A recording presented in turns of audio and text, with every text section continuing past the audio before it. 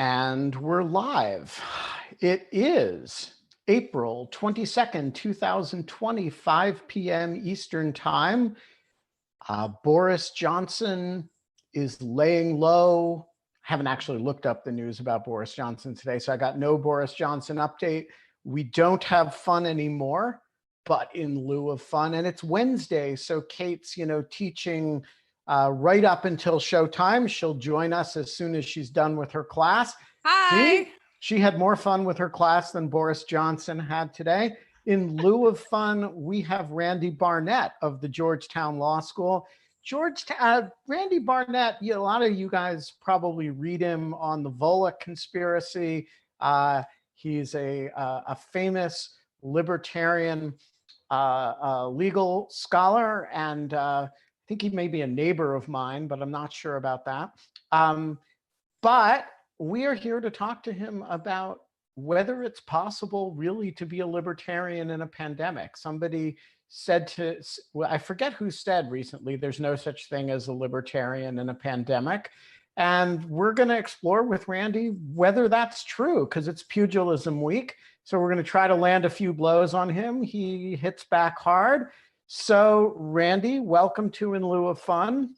It's good to be here. Good to be here. Cheers. What are you drinking? I wanted to explain that to you. I am drinking a sweet vermouth, Antica Formula, by Giuseppe Carpano. This is the label here. That looks now good. I'm drinking this in honor of my father, because my father's favorite drink was sweet vermouth on the rocks. So it's a safe drink you can order anywhere, any bar, any social gathering. They always have it as a mixer. They have Martini and Rossi, which I really like a lot. But when I went to the ABC liquor store, which is the Virginia monopoly liquor store during this thing, and I needed to get some drink for myself, I said, what do you got besides Martini and Rossi? You got anything more interesting? And they gave me this. And I've actually had this before in restaurants, and it's good. Sweet vermouth is very sweet.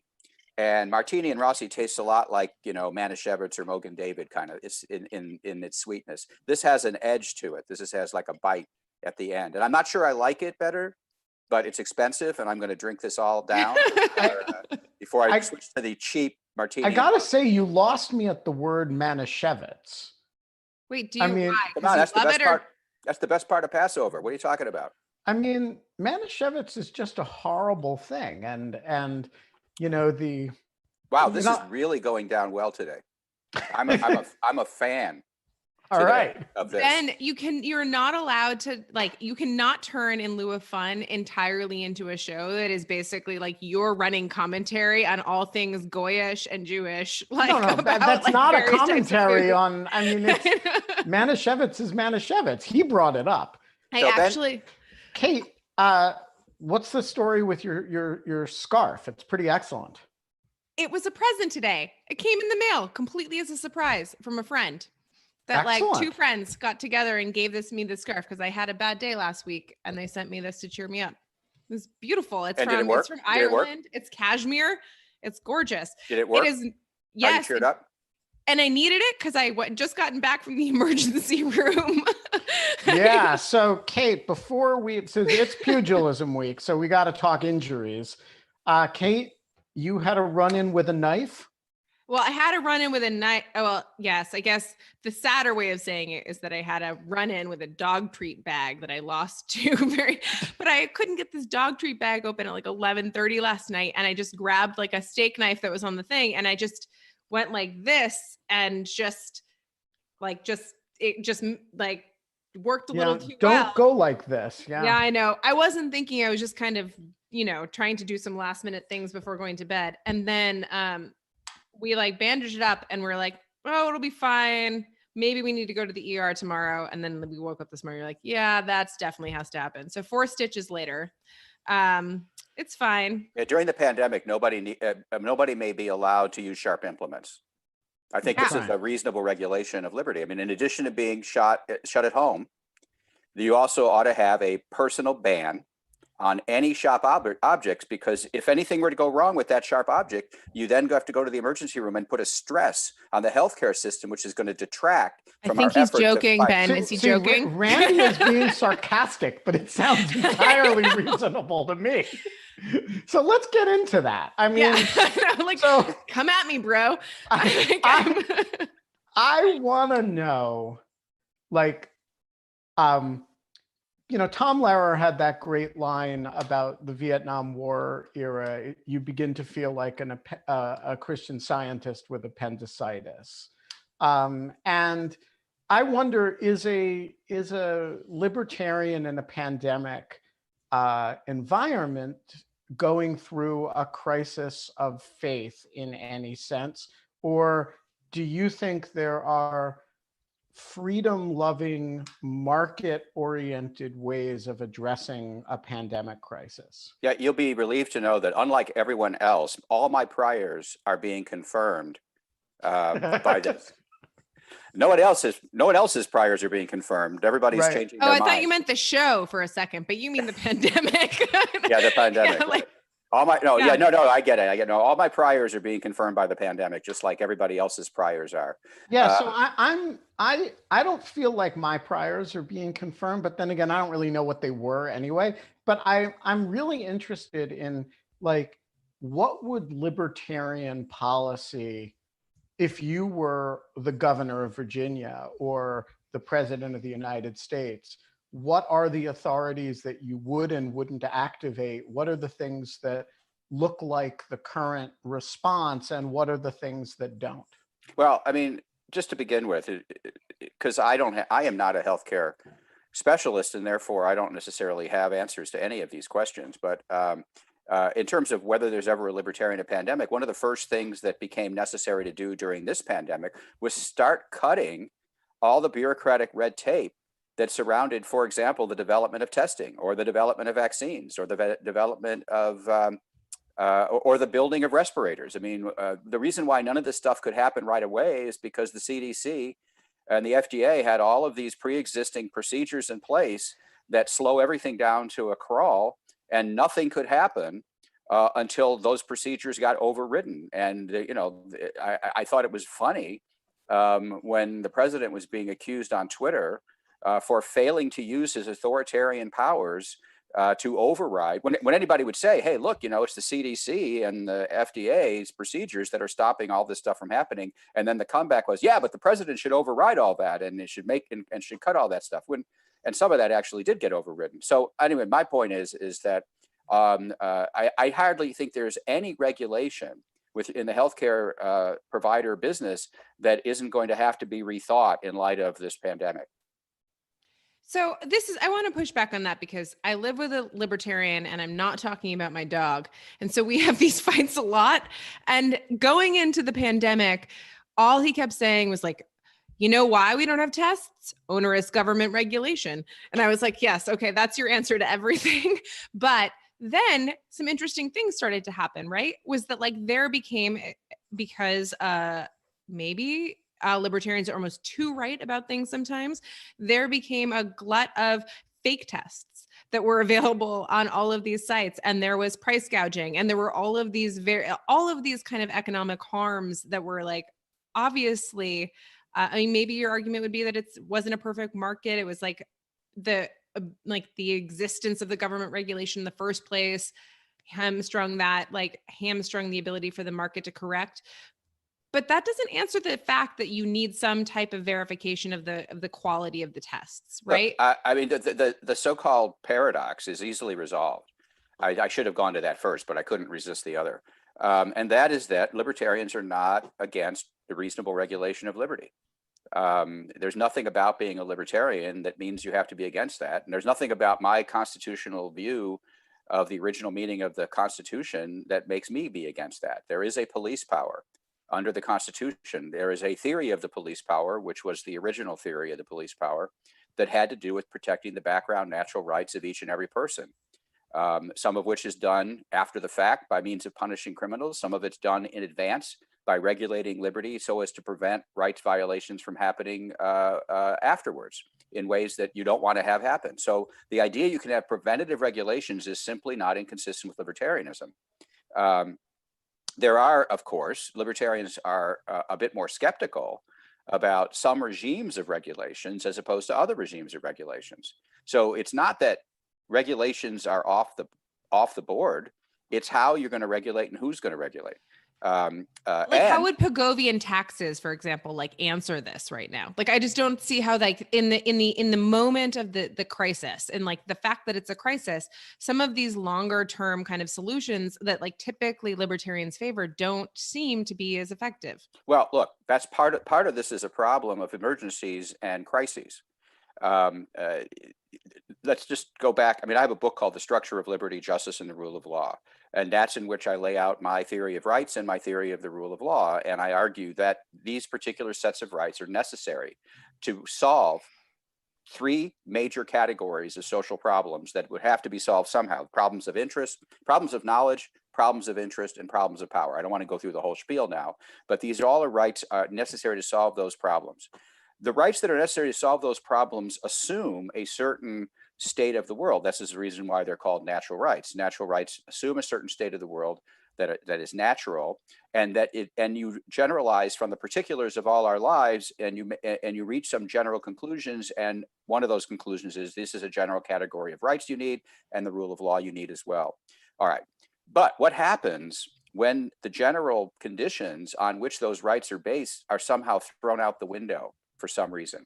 Where do we see this hypothetically in philosophy? We see this, for example, in shipwreck cases. So this is the hypothetical in which you're in the water, and two people are swimming towards a floating piece of debris that can only support one of them.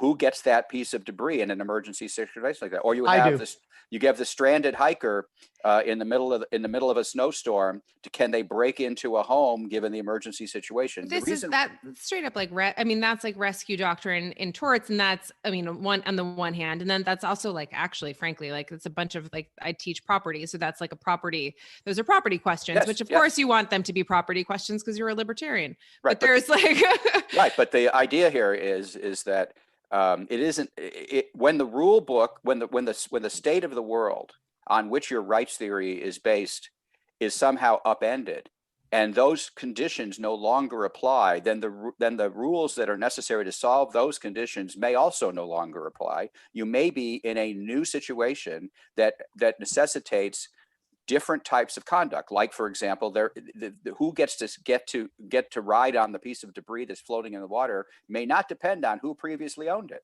This notion of that the previous ownership is going to dictate that is something that would apply in the normal world. Not to be a jerk, but like, what about the idea of numerous clauses? What about the idea of like trying to kind of like constrain the solution to these problems to a certain number of forms, like in terms of like having some type of limitation to the ways that we create solutions to the problems? You don't think that holds here? The general point I'm trying to make is that under emergency, unusual circumstances, the normal rules that are absolutely necessary to solve normal circumstances may not apply. But we should not draw from that. That's not a reductio ad absurdum of the normal principles governing the normal situation. That is, you don't say, oh, well, we've now refuted all your normal principles, because under this emergency situation, they don't work very well. Okay, that's the point I'm trying to make. So you're not being right? So you're distinguishing the emergency situation from a general Schmittian observation that the emergency situation negates traditional liberalism. But right. I think what a lot of people instinctively want to say is that the entire world is like one continuous emergency situation. And so we need to have authorities of the kind that would govern emergency situation govern all situations. And this is what liberalism is opposed to, because we don't think all situations are like emergency situations. That's actually, right. I think I like that, actually. No, I think that's a really good way of. So far, I think we're in total agreement. That's just because you're a liberal. Well, I am a liberal. I'm not. I just said Ben is the liberal. Yeah, I'm not a libertarian. Well, we're going to figure out where I don't know what I distinction- am. Do we want to make the game today of figuring out whether I'm a libertarian or not? That's a fun game that people like to play all the time on the internet. but I still want to identify. So far, I think I'm in more or less complete agreement with you, although I would derive the point differently. So my question is, are you comfortable with what Gretchen Whitmer did and what Gavin Newsom has done? Or do you say, well, even in the emergency situation, legitimate powers of the police power doesn't extend that far, or that there are, limits on it that would have precluded some of the steps that these governors have taken? Or is there some natural endpoint to it beyond a kind of collective understanding informed by expertise that the emergency has passed? These are great questions, and there's different ways I could try to answer them. I'm trying to figure out the best way to enter this. I would say that the police power is a general power, but it is not an unlimited power. A police power is a power of the state to provide for the health and welfare of the community. It stems indirectly, or eventually it can be traced back to natural rights, but that's a long story. We don't need to go there. But it's basically health and welfare our regulations are okay. The question is one of necessity, though. There has to be some relationship between the means adopted and the end. There's got to be what we would say in constitutional law, a means ends fit.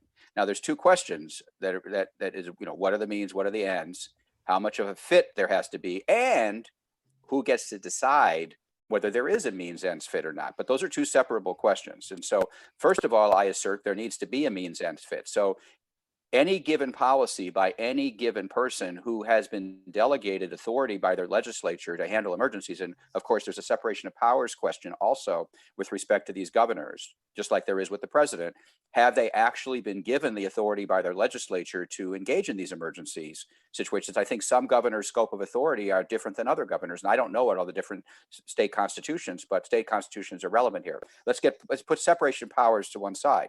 Let's assume a certain amount of this discretionary power in the case of emergency has been delegated to the governor. There still needs to be a connection between the means that governor adopts and the ends. I would say that, and this gets back to the emergency situation, the situation I found myself in trying to evaluate when reporters keep calling me, is this constitutional, is that constitutional? And I'm refusing to answer. Why? Because I don't really know the facts on the ground. I don't really know. I myself did not know what the scope of this disease was. I didn't know what its contagiousness was. I didn't know what the danger of contracting it is. I didn't know who among us are the ones that are most at risk and not most. I didn't know any of these things. Also, I don't think these governors knew either. So I think that in the short term, in the immediate term, when confronting an emergency, assuming this is one, and I'll assume for the sake of argument that it is, people have to act. They take the best measures they can under the limited information they get. But as new information comes in, they are constitutionally obligated to substantiate what they're doing in light of new information. Another way of putting this is other people can challenge them on the grounds that the ends that they adopted really are arbitrary or irrational with respect to the means they've adopted really are arbitrary or irrational with respect to the end they purport to be following. So if, for example, you can go to Costco or you can go to Home Depot and you can shop for certain things, but you're not going to be able to shop for seeds to plant your vegetable garden. I'm going to raise a question about that.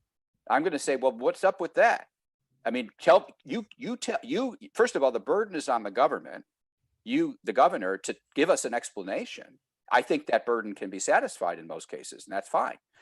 Tell me, why is there a rope that says that people who go to Home Depot can buy this, this, and this, but it's unsafe for them to buy this other thing that's sitting over here? What's up with that? Now, I can imagine, I can make up a story. Oh, well, if you can buy more things, more people will hit the road. And if more people hit the road, then we got a problem. I can, it's not like I can't imagine a story, but I shouldn't have to imagine a story. The governor should tell us the story. And then we should all be able to evaluate whether that story makes sense. That's what I think an appropriate approach to the Constitution requires, and B, that approach is not inconsistent with libertarianism. And so when you see these protests, which are, they're not sort of expressly gatherings of libertarians, but they're expressing libertarian don't tread on me themes, right?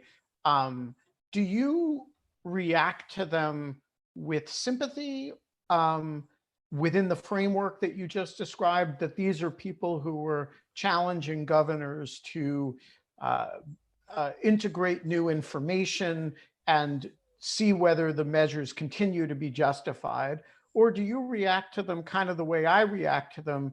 My God, 40,000 people are dying and you're out there protesting social distancing. What's your instinctive reaction when you see images of these protesters? I think my instinctive reaction is to be somewhat more sympathetic than yours has been, to be honest. But I try to resist my instincts and try to evaluate these things as detached as I can. And my view is that these protests are a result of a kind of a natural result of what is perceived to be arbitrary rule on the part of their particular governments. That is, it's a lack of faith in the people in authority that they're actually doing what they're doing in good faith. A, in good faith, or B, on the basis of knowledge and not on the basis of some sort of irrational fear or prejudice. I think if the government made a better argument and had made a better argument from the beginning, I don't know whichever we're talking about, in Michigan or wherever, because I don't live there. I don't really know what's being said in the news media there. But if the government had made a better argument in the beginning for why this was necessary and why that was necessary and given an explanation, I think you're much less likely to get the kind of pushback that you're getting. That's number one. Number two, from being on social media as well as I do, that we've now divided up into two camps. We've divided up into we can't go on forever like this. We need to open up the economy. We can't go on forever like this. At some point, we need to open up. And so we need to talk about what it's necessary to open up sooner rather than later, hopefully. That's one camp. The other camp is everybody who says everyone in the first camp wants people to die and doesn't care about anything. We need to lock down indefinitely. They don't actually say we have to lock down indefinitely. So which are you? I think we cannot possibly. Are you in the destroy the economy or destroy human life camp? I think that's a false choice, as the previous president loved to say. I don't think that's the situation at all. I think that we have it. I think the idea of ending all human interaction and putting us all under house arrest, which is where I am right now, as well as you and other people, indefinitely is just not practical. It just can't work. It's going to create way, way more problems. Now, I don't think that if pushed, anyone will say, this is what they favor. You're going to have to end the lockdown eventually. Everybody will say, well, eventually you have to. Okay, when there's a vaccine. Even then, by the way, a vaccine isn't a perfect defense against all of this stuff either. But let me just say, the issue is one of timing. It's not whether you need to do this. It's one of timing. And whenever you decide that it's right for you to end the lockdown, you're going to have appropriate intervening steps to implement the ending of it. You don't just everybody rush out and do what they were doing before. Social distancing, you mentioned. There's a lot of people who are opposed to this lockdown who are not opposed to social distancing. They're not opposed to staying 6 feet away from the people they're in line at the grocery store with. They're not opposed to even wearing masks if the situation calls for it. That's not the same thing as a lockdown. That's not the same thing as a stay-at-home order. We've got to have some sense of perspective and scale as to what we are actually, the policies that those people are protesting and what they're not protesting.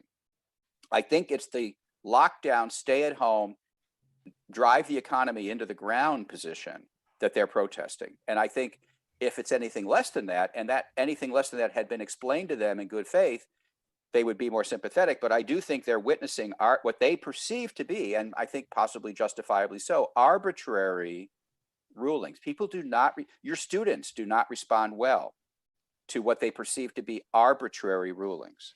But I mean, to your point, I think that there another way of putting the two groups that you've kind of created and that are appearing on social media to your ends means distinction is the people who see the crushed economy as the end and people who see the crushed economy as the means on the way to saving humanity. And so I actually think that those are two different ends and means, and they're talking past each other as they so often do. Well, And there is a so disagreement on the facts. There is a different sense of the facts. I agree with this as to whether we're talking about an end of human existence, saving humanity situation, or we're not. So people are entitled to disagree with each other about that fact.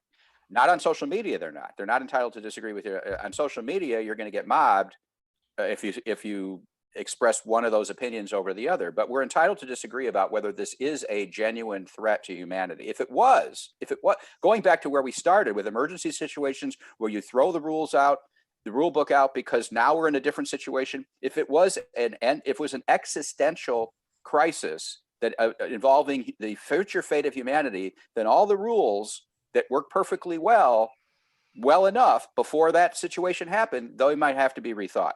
I don't think that's where we are. But personally. okay, so one of the things, so I teach internet law. I'm teaching it this semester alongside property, which is a fascinating time to be doing this because it is, I think, making property all the more relevant every single day, and having property or not having property and everything else that's going on. But one of the things that I think is very interesting kind of coming out of this, and I just left my internet law class, so this is top of mind, is this idea that I actually think that the pandemic, in constricting our actual physical liberty to go places, has changed something in the information economy that has not been changed for a long time, which is to say that basically now it is the end of I've said this a few times in the podcast, it is the end of internet exceptionalism. It is the end of the idea that this is not real. People would often say, this is a cyber interaction that you're having. Well, now it's a real, now it's real. It's a very, I don't know if you want to say Goffman, I don't know what you want to call it, but there is this distinction between the performance and the reality, and the performance being the reality. And I don't want to get overly philosophical for everyone that's listening and into the weeds, but basically I kind of want to hear I think that this is this fabulous moment that the constriction of physical liberty is changing our basic conceptions of property, changing our conceptions of speech, and changing kind of the constraints that we've thought about speech, changing how we think of government versus private power, and changing kind of the privacy concerns that we have. We have no privacy with the people that we're quarantined with, and little privacy with our colleagues, you're in my kitchen right now. And that's a big change in a lot of ways. I'm just curious what you think about that. Right now, actually, while I'm listening to you, I'm trying to find your tweets so I can get some of my followers to come and join here, and I can retweet this to everybody. Uh-oh. I don't know if they will, but it's we're half hour in. I just realized I didn't do anything like that. All right, let me get back to this video here. Look, if I thought this was a throw out the rule book because we now live in a new physical environment in which the natural order has changed, and therefore the rights that we need in order to survive and flourish in a natural order have to adjust as well, then we would have that conversation. I mean, there's no reason why that can't happen in principle. But I'm saying we're having that conversation for 6 weeks. Yeah. Let's put brass tacks on that. So right now, 0.1% of New York City has died of COVID-19. Loose estimate. It's about 20,000 people are dead, 25,000 people in New York. And we've got, a city of 10 million people or something. So what's the percentage at which you say, okay, that's a big enough risk existentially that, obviously it's presumably some kind of a sliding scale, right? But I look at those kind of numbers and I say, I don't really need to get to 2% before you shut down the subways? Right. Shut down the subways. We don't have subways everywhere. They have them in New York. Look, but my point is, I don't need to get to 2% before I say, gross emergency measures are justified, before we're in that state. And my question is, obviously, it's different depending on where you are. It's different. That's my point. That's my point. Hawaii than it is in. My point is the facts of human life and human nature haven't necessarily changed. I don't think they've changed necessarily even anywhere. They may have changed temporarily in New York, but if they've changed anywhere, they've changed in very certain locations because of, and we have to be careful. We have to be serious, not internet serious, but serious about what is the nature of those locations that make them different than other locations. But to be fair, Randy, like there was a period in time, like this is a true testament to like people from New York fled, and they fled with their disease and they were contagious and they went to all of these different places. And I am like me. 6 weeks ago, I bugged out to Cape Cod. We've all been over that. Like I bugged out to Cape, and I stayed in my house and have not left my house for 6 weeks, basically. Like, and it's not my house, it's my parents' house, the house that I like, whatever. But the point of this is there's a ton of people down the road. When I first got here 6 weeks ago, that were from Boston, that were from New York, that were from Providence, that were all here. And they felt like they'd left the contagion. They felt like they'd left the situation. And if like the Massachusetts and Rhode Island and New York governors had not instituted this global kind of lockdown, people would have just left the areas where they didn't. I mean, this is a true vote by your feet type of thing. They would have left the areas where they didn't like the quarantine and gone with those with privilege would have gone to areas where they wanted to. And so I think this is a different question. We can't deal with every single question all at the same time. It collapses all questions into one question. What happens when people flee? My point I was making is that the situation that bred a higher level of contagion and disease in one location, New York City, doesn't necessarily obtain in the rest of the country. But the country, but like what I'm trying to say is like New York City doesn't stay in New York City. I totally understood what you were saying. I just want to restate what I was saying, that I'll add. So in order to do, so I question the proposition that all of human existence has now changed its basic nature so that we must now throw out the rule book as to how life should normally be conducted. And we now all have to conduct it in a new way as though we're going to be under a permanent state of emergency. So that's what I'm questioning. Now, there is the possibility that people from a more dangerous area can flee into places where there is at that time less danger, and then that's going to create danger for the people. That's a different issue. It's a different look. I am like you. I fled Washington, D.C. I pulled my parents, my mom and my father-in-law out of their retirement apartment building in Maryland, in Chevy Chase, Maryland, which a week before they went into a lockdown. Brought them to my house in Central Virginia, my lake house in Central Virginia. And then after I knew I was free of the disease, after a week-long self-quarantine in DC, I came down here. And for the last 3 weeks, my wife and I have been caring for them here. But one of the things that happens when we got here is that we are self-quarantining from other people in Central Virginia, and other people in Central Virginia are self-quarantining from us.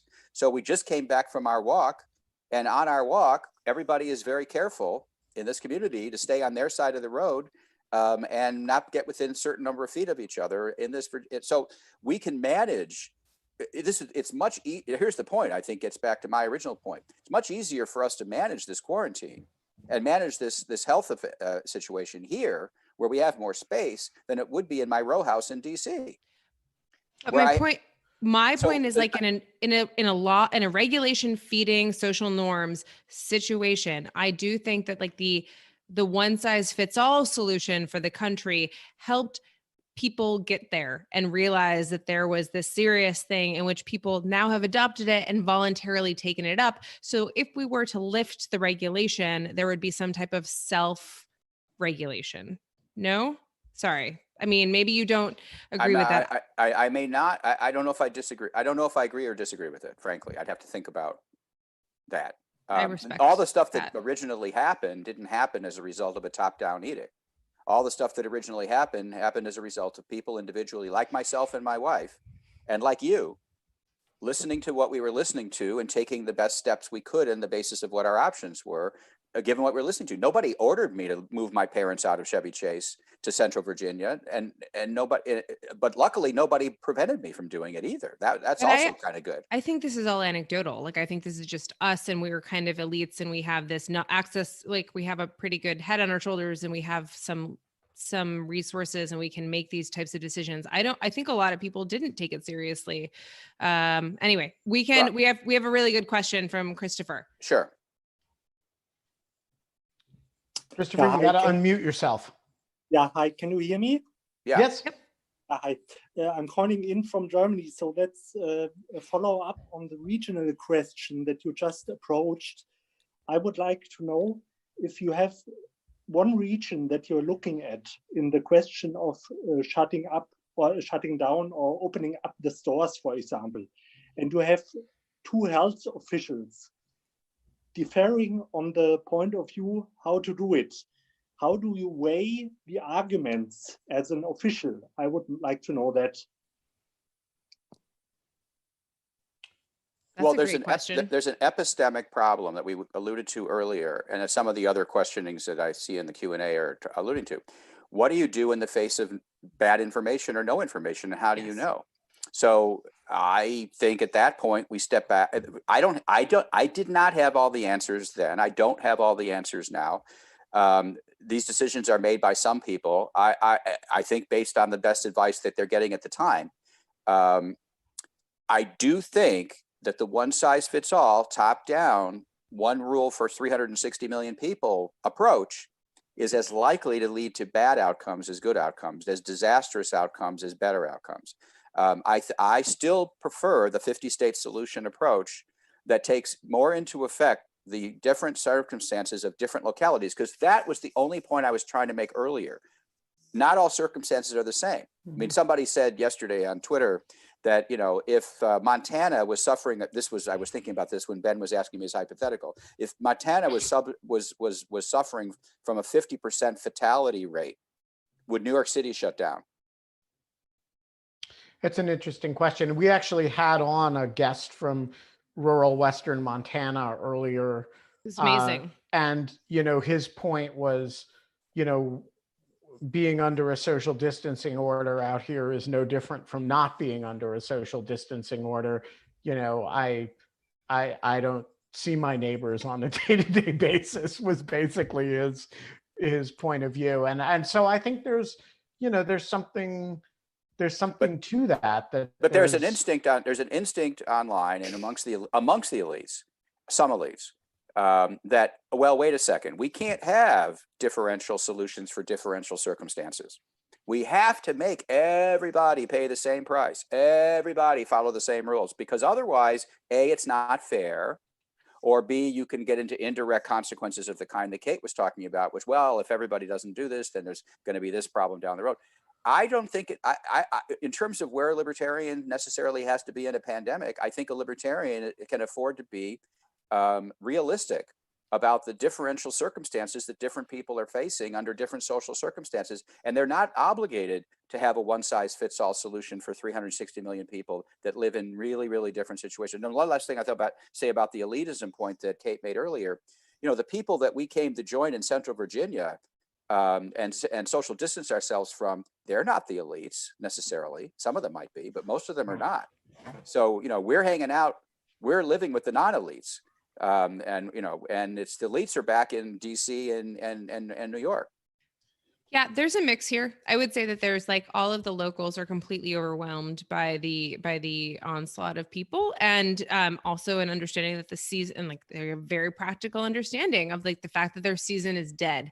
Like pretty much no one is going to be here this summer, and that like they have to get their money while they can, and so they're trying to stay open and work and try to like kind of staff up and protect themselves. So that's kind of interesting. Well, I want to say one more thing about that. Where I fled to is not where the hoi polloi flees to. Right. I mean, my second home is not where the hoi polloi have their second homes. So I understand there's kind of a different cultural significance to the people that are fleeing to Cape Cod or wherever they're fleeing to, or Long Island, or wherever they're fleeing to, wherever they got their summer homes. I don't have a summer home there. I have a summer home in a completely different socioeconomic place. Yeah. So where are you?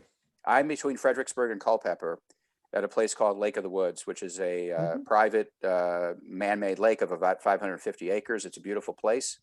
And it is a very it's a very mix of socio background and people here. I would say I prefer the Cape Cod that I'm at, not when the hoi polloi are here. I come here typically like in the, yeah, anyways. But I wanted to make a really quick point, which is, I think that this is going to be a tremendous moment for federalism in the end. That is my prediction. I think that actually a one size fits all for 6 weeks plus then like a ramp up to states making their own choices is probably the best possible outcome. And I mean, it's it's the best possible outcome because I really think that it can't keep going on like this. But I'm curious if you agree. Like, what do you think this is going to say about federalism for the long haul? I'm pretty cynical about fair weather federalism by conservatives and conservatives and progressives. I mean, I have to say I'm more cynical by progressives than I am conservatives, but nevertheless, there's an element of fair weather federalism for everybody. And I can hope that this is true, but look, the same people, who want strong national power and they love delegation of massive amounts of power to the president when it's their president, don't like it so much when it's this president. And yet I don't see people willing to reconsider the non-delegation doctrine to deny, because, okay, here you go. Here's the downside of your policies is if you delegate all of these emergency discretionary powers to the president may not be who you want. It may be a president you hate. And so the lesson that ought to be taken from that is not like the lesson from federalism, the lesson, well, don't delegate all this power to the president. I haven't seen a big movement towards that amongst my colleagues. Maybe we can start it. I think that there's, oh my God.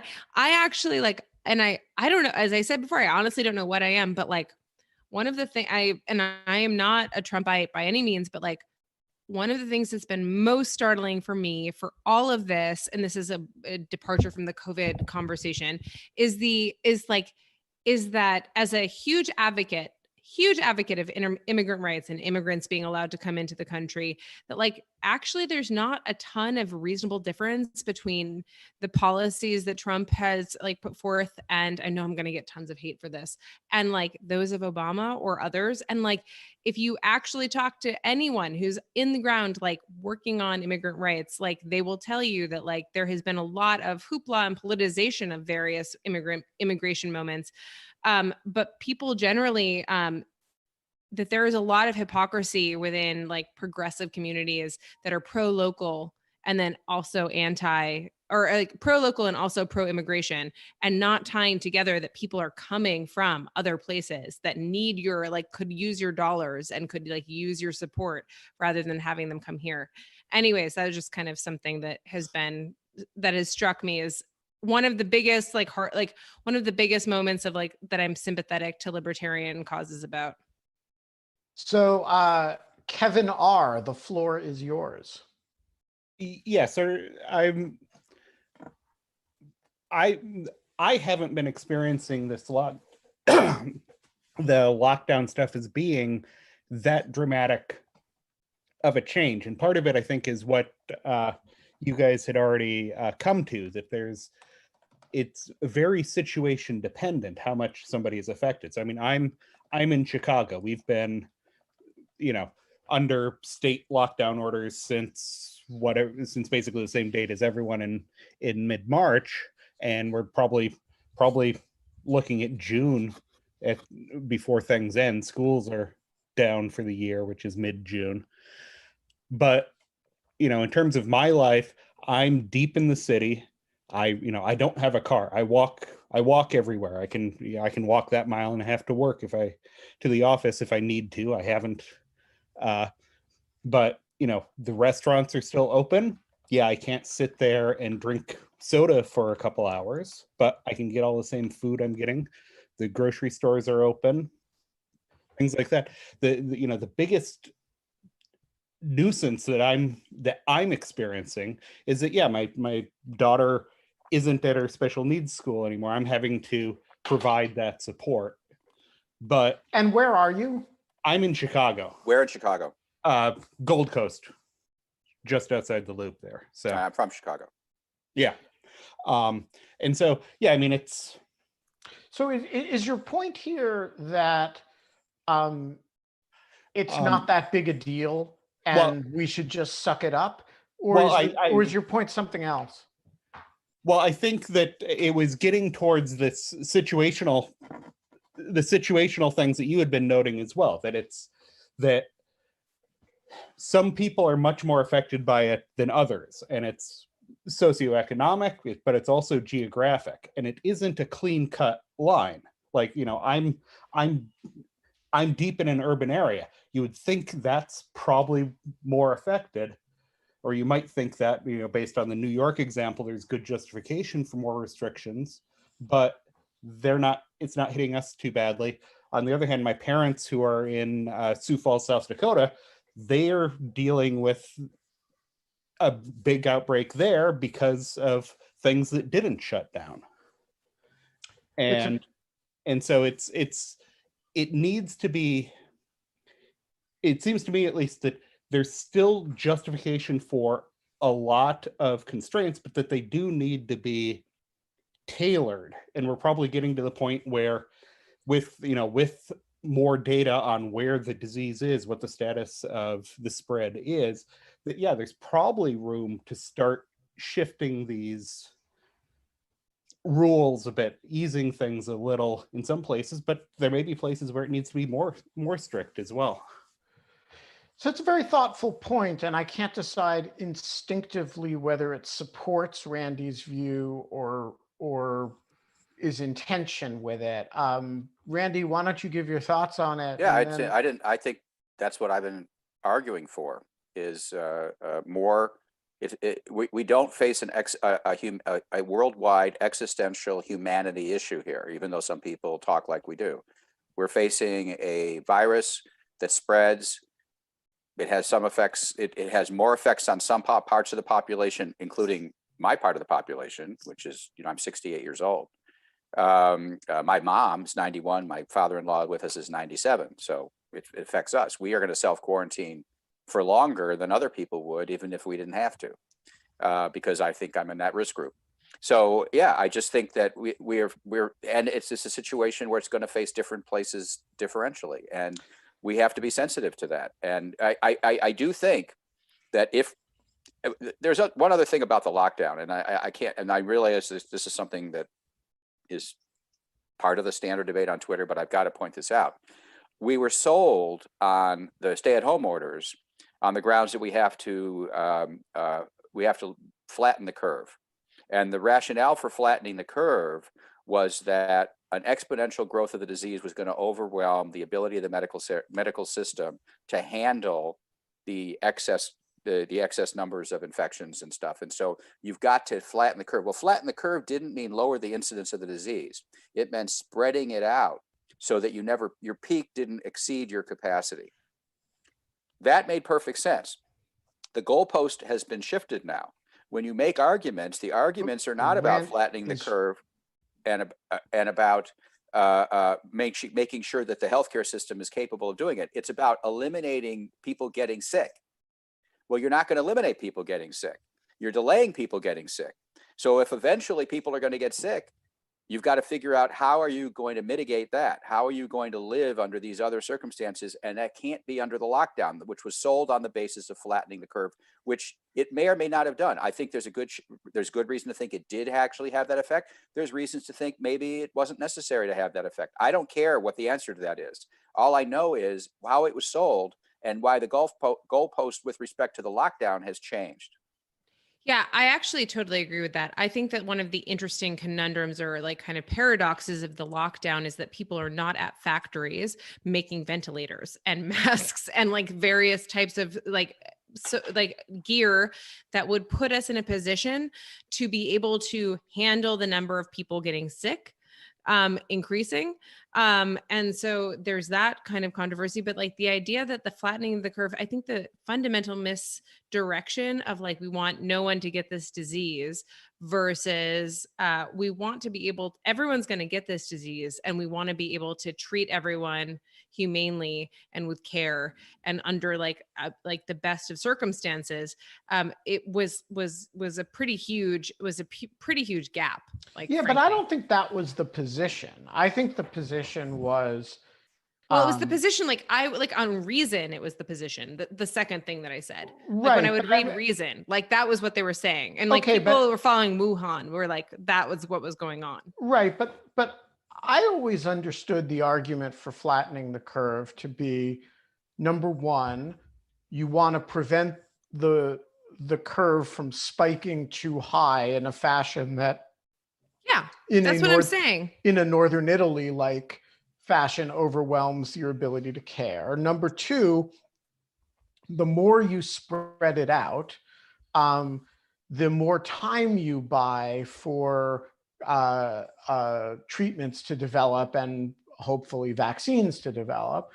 And so ultimately, the fewer people get the disease at all.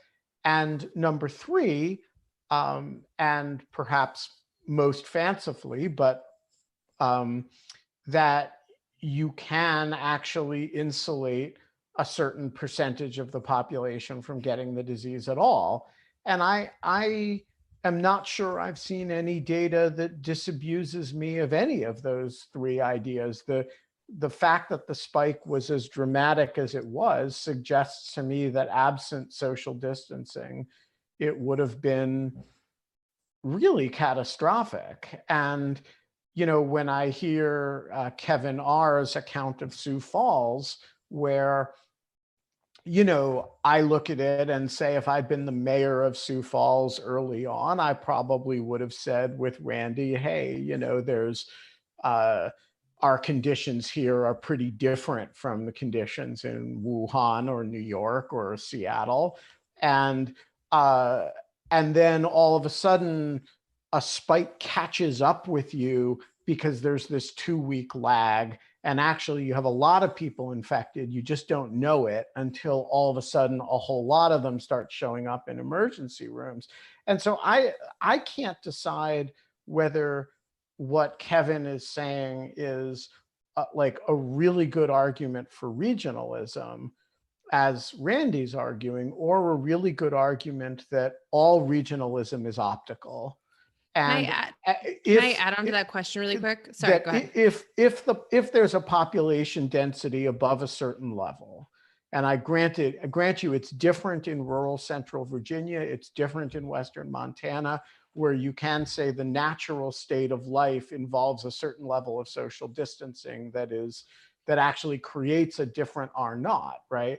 But apart from those, with a certain population density in any given region, you are going to have an outbreak that is going to be very ugly unless certain steps are taken. And if you don't see that coming, it's just because you're kidding yourself. So I'm curious for your response to that. I throw that out not as a hard hypothesis, but as some reflections in light of what Kevin said and what you said in response. Kate, did you say you wanted to get in on this too? Oh yeah, I was just going to add that I thought that there was a really great question there about not just regionalism, but like, if we're talking about regionalism, maybe we talk about different forms as being more relevant to regionalism than others. So like maybe property-based conceptions of liberty are the things to think about in certain types of areas, and more tort-based conceptions of liberty are the things to think about in others. Like that seems like that might be a solution to this problem. But maybe or maybe I'm being redundant of something that's already been written, but that's just kind of what I was thinking. I'd like to hear more about that. Well, I just thought of it right now, so I'll let you know when I think about it. Look, I don't have an answer to this. I was kind of hoping that this whole podcast wouldn't turn into a 60-minute discussion of COVID, because I'm not an expert on COVID. I get my information from the same places you guys get it from. I don't think this has been a conversation about COVID though, Randy. Like this is a conversation about liberty, like understanding government in the context of. I still think this is liberty under unusual circumstances. If you actually, what's the basic fundamental problem that people are perceiving, whether it's true or not, whether they're perceiving the mere presence of other people close to them and interacting with them to be a threat to their life. That's not our normal situation. None of our normal rules of property and contract and torts were developed under a factual predicate that standing close to somebody and breathing on them is going to threaten their life, or cutting their hair, or giving them a manicure is going to threaten their life. If you start changing the basic facts of human existence, then the basic rules that are necessary to follow in order for people to flourish under those new set of facts are going to differ than what they were under the old set of facts. I don't think we are looking at a permanent new set of facts. Two things happen. One is, if you're in a temporary new set of facts, you deal with the temporary new set of facts, but you don't extrapolate from that to the idea that, oh, from now on, all those old rules are out the window and we've got to live a different way. I don't think we're there. And so that's the reason why. Can I ask what kind of social changes you think have led to those moments? Because I'm thinking of two in my head right now, constitutionally, like women getting the right to vote, and then also Brown. And so and the Civil Rights Act. And I know that those are kind of coming from top down places, but I would say that they were reflecting social norms that were changing at the time. But I think that those dramatically changed how we thought certain people thought of liberties forever, and how they thought of their ability to exercise those liberties. I'm not thinking of those as different, because I don't think that the nature of women changed, and I don't think the nature of African Americans changed such that they deserve to be treated differently at time, Y than they were being treated at time A. I think they should have always been treated that way because the facts of the matter had not changed. And so I'm not talking about a different social fact, which is how they're perceived. I'm talking about the actual underlying fact. Okay. And so that's why I don't see those examples as being what we're talking about. That's fair. I think that I was talking about two different social facts, but Randy, thank you so much for this. This is I never got to take one of your classes. This is what they're all like, just like this. Yeah, this is good because I'm having an angina, so I probably wouldn't have survived law school if I had kept doing this for an entire year or semester.